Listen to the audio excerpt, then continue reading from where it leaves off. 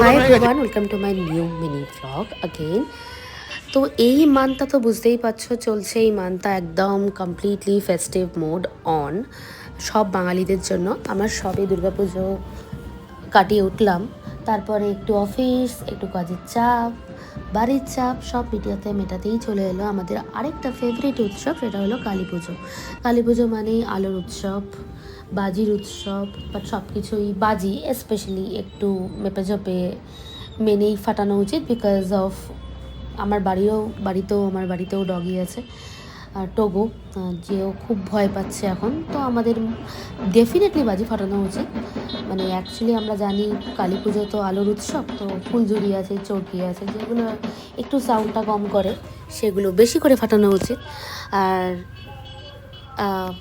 একটু সাবধানতার সাথে ফাটানো উচিত, খুব ডেঞ্জারাস অ্যাকচুয়ালি, বাট বাজি তো ডেফিনেটলি ফাটানো উচিত, কেন এইটা সুযোগ তো আর আসবে না।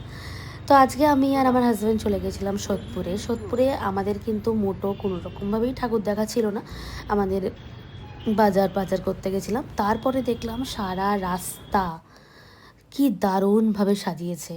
আর এই যে এখানে হচ্ছে রাসমণির কাছে একটা পুজো, এটা অলওয়েজ খুব ভালো হয় পুজোটা। এই এখনও প্যান্ডেলটা এখনও কমপ্লিট হয়নি, কমপ্লিট হবে।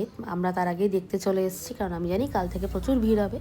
আর দেখো লাইটিংটা কি দারুণ করেছে। সোদপুরের কিন্তু একটা ব্যাপার আছে, সোদপুরে কিন্তু সমস্ত পুজোই ভীষণ জাঁকজমকভাবে খুব ভালোভাবে হয়।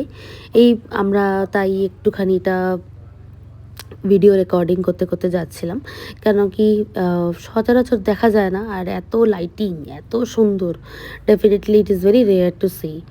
আর সোদপুর ছাড়াও কালী পুজো খুব ভালো হয় আমি যতদূর জানি নৈহাটিতে আর বারাসাতের দিকে, বাট ভিড়ও তেমন হয় আই এম শিওর।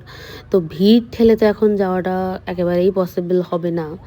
তার মধ্যে অ্যাজ ইউজুয়াল আমি ছুটি পাইনি পুজোয়, তো আমাকে কাজ করতে হবে, তাই আর রবিবার।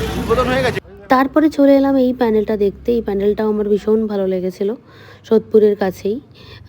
সেখানেও একটা বেতের দিয়ে প্যান্ডেল করেছিল, প্যান্ডেলটা হয়তো আমি দিইনি এখনও, দিয়ে দেবো পরে ফটো। তারপরে দেখে এই আলোর চাদর মনে হয় এটাকে, একদম আমার ভীষণ ভালো লাগে এই জাস্ট ডিজাইনটা, মানে এই লাইটিংটা আমার খুব পছন্দের একটা লাইটিং, আমার খুব খুব ভালো লাগে।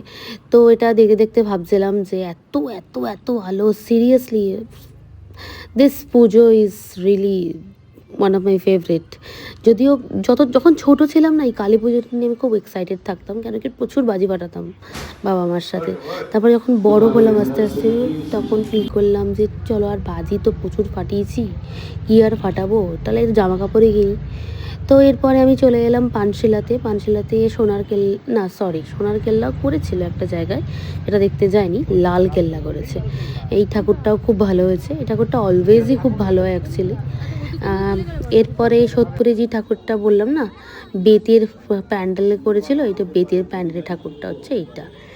অ্যান্ড তারপরে তো সব কিছু দেখে বাড়ি ফেরা, কেন কি আবার যেতে হবে কালকে। ভাবছি একটু বাজি কিনবো, বাট নট শিওর কিনবো কিনা। ওই আর কি ছোটোখাটো বাজি আর কি। তারাবাতি ফাটাতে আমার খুব ভালো লাগে, চরকি ফাটাতে আমার খুব ভালো লাগে, তো ওইসবই হয়তো কিনবো। তারপরে একটা পাড়ার মধ্যে দিয়ে আসছিলাম, মানে what is the best thing in this Puja do you know?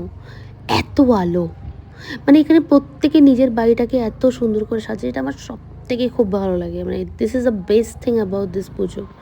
সমস্ত বাড়ি, সমস্ত ফ্ল্যাট, নিজের যেটুকু আছে সেটুকুকে মানুষ সাজানোর জন্য মানে বিশাল সুন্দর করে সাজায়। আর বাড়ির আলোগুলোতে রাস্তাগুলো একদম আলোকিত হয়ে থাকে। This is the best thing about this Puja, I love ইট। চারিদিকে মানে সন্ধে পড়তে না পড়তেই চারিদিকে শুধু আলো আর আলো। তো এইভাবেই সন্ধ্যাটা হেভি কাটলো, তার সাথে ছিল অনেক রকমের খাবার। See you in next blog, bye bye. আমি সব তো কিনে নিলাম।